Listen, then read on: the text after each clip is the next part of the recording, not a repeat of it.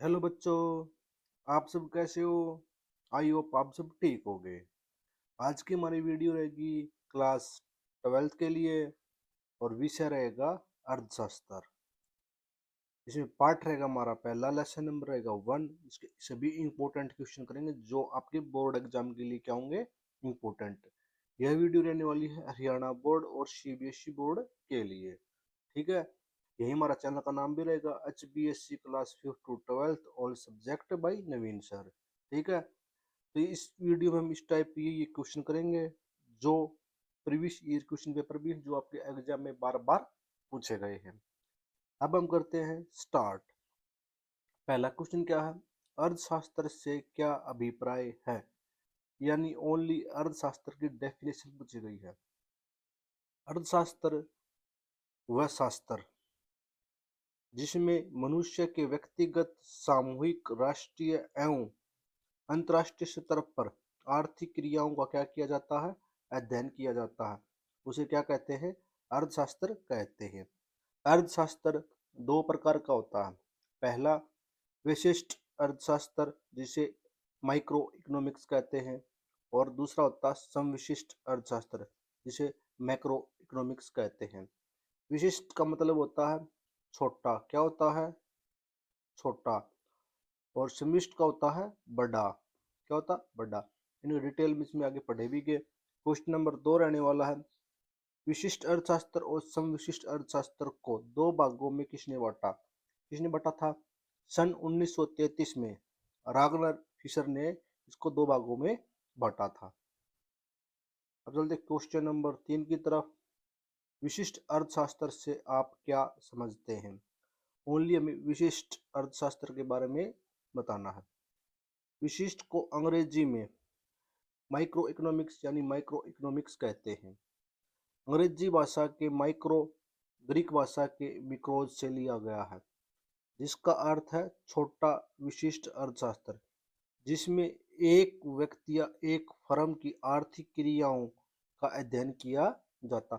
Only एक व्यक्ति यानी एक व्यक्ति के संबंधित जो भी फर्म है, ठीक, उसका ही अध्ययन किया जा सकता है।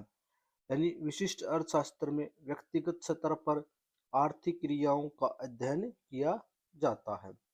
और विशिष्ट अर्थशास्त्र को क्या कहते हैं, कीमती सिद्धांत भी कहते हैं। यह क्वेश्चन 2018 में हरियाणा बोर्ड के एग्जाम में आया हुआ है। ठीक है, इंपॉर्टेंट क्वेश्चन रहने वाला है। अब करते क्वेश्चन नंबर 4 को, समविशिष्ट अर्थशास्त्र से क्या अभिप्राय है। अंग्रेजी भाषा के माइक्रो ग्रीक भाषा के मिकोज से लिया गया है, जिसका अर्थ होता है बड़ा। यानी समविशिष्ट अर्थशास्त्र संपूर्ण अर्थव्यवस्था की आर्थिक इकाइयों का अध्ययन करता। संपूर्ण का अर्थ करता है यानी आपके घर में 5 मेंबर सब पांचों का करता है, और विशिष्ट में ओनली एक व्यक्ति का। यदि आप घर में एक है तो उसका एक का ही करेगा। ठीक है, यानी प्रत्येक का अलग अलग। आई बात समझ में। और देश की बार बात करेंगे तो राज्यों को अलग करेगा, और एक पूरे काउंट्री का यानी पूरे देश का क्या करेगा, एक अलग करेगा। ठीक, आप इसे समझ भी सकते हो।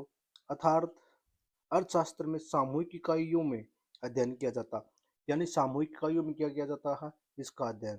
इस अर्थशास्त्र में आय एवं रोजगार सिद्धांत भी कहते हैं। ठीक है, आप समझ सकते हो। विशिष्ट यहाँ पड़ेगा, विशिष्ट यहाँ पड़ेगा, समविशिष्ट। अगर आपकी फैमिली में कितने मेंबर हैं, 5 मेंबर हैं, तो यहाँ पर टोटल पांचों का किया जाएगा, और यहाँ पर अलग अलग का किया जाएगा। यहाँ पर स्कूल की फीस बच्चे की इतनी, इसकी इतनी, इसका किराया इतना है, ठीक है, घर खर्च इतना, तो यहाँ पर टोटल जोड़कर पता किया जाता है। ठीक है, कितनी आय हुई है और कितना रोजगार था और कितना खर्च भी हुआ। ठीक है, यहाँ पर कुल सभी का मिलाकर किया जाएगा। ठीक है, अब चलते क्वेश्चन नंबर 5 की तरफ। दुर्लभता से क्या अभिप्राय है। दुर्लभता के बारे में पूछा गया है, ऐसे संसाधन जिसकी पूर्ति की तुलना में मांग बहुत अधिक है। क्या है, पूर्ति की तुलना में मांग बहुत अधिक है, दुर्लभता संसाधन कहलाते हैं। जैसे पीने का पानी दुर्लभ संसाधन है। ठीक है, इंपॉर्टेंट क्वेश्चन आने वाला है, जिसकी क्या है, ऐसे संसाधन जिसकी पूर्ति की तुलना में मांग, इसकी मांग बहुत ज्यादा रहने वाली है हमेशा के लिए। ठीक है, क्वेश्चन नंबर 6 की तरफ चलते हैं। आर्थिक क्रियाओं से क्या अभिप्राय है। एक ऐसी क्रिया जिसका संबंध दुर्लभ संसाधनों के प्रयोग से होते हैं। आर्थिक क्रिया कहलाता है, जैसे खनन। ठीक है, तो ये इंपॉर्टेंट क्वेश्चन रहने वाला है, ये भी एग्जाम में आया हुआ क्वेश्चन है। अब चलते क्वेश्चन नंबर 7 की तरफ। अर्थशास्त्र की भौतिक कल्याण संबंध का वर्णन करो। ठीक है, अर्थशास्त्र की भौतिक कल्याण संबंध का वर्णन करना। ठीक है, यानी भौतिक जीवन में क्या क्या असर डालते हैं। डॉक्टर मार्शल ने उनकी प्रसिद्धि प्रिंसिपल ऑफ इकोनॉमिक्स की एक पुस्तक थी। ठीक है, जो 1890 में क्या वो प्रतिपादन हुआ था। इसमें डॉक्टर मार्शल ने अर्थशास्त्र को परिभाषित करते हुए लिखा कि इसमें अर्थशास्त्र में उन सभी क्रियाओं को शामिल किया जाता है जिसमें मनुष्य के कल्याण के लिए क्या हो, प्रसिद्ध हो। ये पहली पुस्तक थी principle of economics doctor Marshall की, जिसमें मनुष्य के कल्याण के संबंधित अर्थशास्त्र के बारे में लिखा गया है। बहुत अच्छी बुक है ये। ठीक है, और कल्याण में क्या हो, वृद्धि हो, इसके बारे में इसमें समझाया गया है। और बाद में इसके आधार पर एक बुक और भी आई थी, उसके बारे में भी बहुत डिटेल से बताया गया है। ठीक है, अब चलते क्वेश्चन नंबर 8 की तरफ। अर्थशास्त्र की धन संबंधी परिभाषा किसने दी थी। ठीक है, ये परिभाषा बहुत इंपॉर्टेंट रहने वाली है इकोनॉमिक्स में। ठीक है, अर्थशास्त्र की धन संबंधी परिभाषा एड स्मिथ ने दी थी। उन्होंने कहा था कि अर्थशास्त्र में केवल उन क्रियाओं का अध्ययन किया जाता है जो धन से संबंधित होती हैं। उन्होंने अपना धन संबंधी परिभाषा अपनी प्रसिद्ध पुस्तक वेदर ऑफ नेशन यानी राष्ट्रों का धन में दी थी, जो 1776 में क्या हुई थी, प्रकाशित हुई थी। ये एड स्मिथ से जिनकी पिक्चर में आप देख रहे होंगे, इनकी पुस्तक का नाम आपको याद रखना, वो कौन सी थी, राष्ट्रों का धन। और उस पुस्तक में क्या दर्शाया गया था, धन संबंधी क्या दी थी, परिभाषा दी थी। हम चलते क्वेश्चन नंबर 9 की तरफ। क्वेश्चन नंबर 9, अर्थशास्त्र विज्ञान है या कला है, स्पष्ट करें। यह स्पष्ट करने से पहले हमें पता होना चाहिए कि विज्ञान तथा कला क्या है। पहले पढ़ेंगे विज्ञान के बारे में। विज्ञान यानी वह शाखा जिसमें क्रमबद्ध तरीके से क्या अध्ययन किया जाता है और विज्ञान में कारण तथा परिणाम से संबंध स्थापित करता है। विज्ञान का हम कोई भी टॉपिक उठाकर देखें, उसमें कारण और परिणाम का संबंध होता है। यानी जैसे गुरुत्वाकर्षण का नियम विज्ञान के क्या है, ठोस नियम है। तो गुरुत्वाकर्षण नियम है, इसके बारे में पढ़े, कारण क्या है और उसका परिणाम क्या है। परिणाम तो ये है कि ये सभी वस्तुओं को पृथ्वी पर रखता है, मतलब पृथ्वी से बाहर जाने के लिए हमें क्या ग्रेविटी की जरूरत होती है। और ये सूर्य के चारों तरफ, पृथ्वी सूर्य के चारों तरफ क्या चक्कर लगाती है। ये सब गुरुत्वाकर्षण के कारण ही क्या है, संभव है। कला पढ़ेंगे हम। कला, कला किसी भी कार्य को अनुभव कौशल द्वारा करना कला कहलाता। यानी कला के बारे में क्या अनुभव होना चाहिए, क्या होना चाहिए, कौशल होना चाहिए। अगर किसी कार्य में बार बार परफेक्ट है, कर रहे हो उसे बार बार कर रहे हो, क्या होंगे, परफेक्ट होंगे। यह क्या अनुभव भी होगा हमारा, क्या होगा, कौशल भी बनेगा। ठीक है, अर्थशास्त्र और अर्थशास्त्री अपने कौशल द्वारा ही एक आर्थिक नीति अपनाता है। इस प्रकार अर्थशास्त्र की एक कला भी है।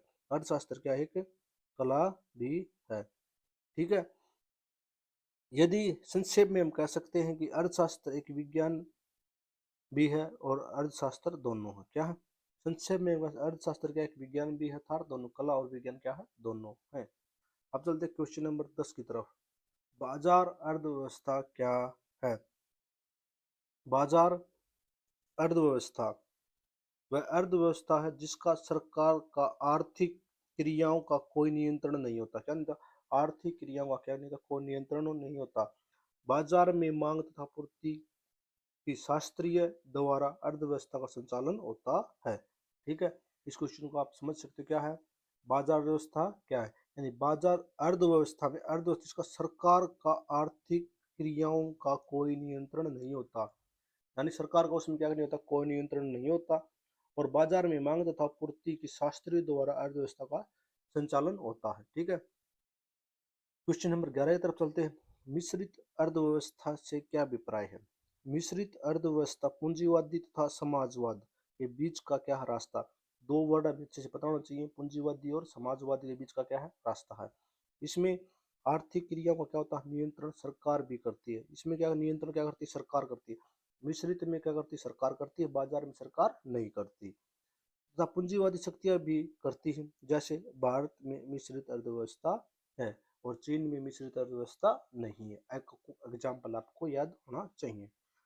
क्वेश्चन नंबर चलते 12 की तरफ।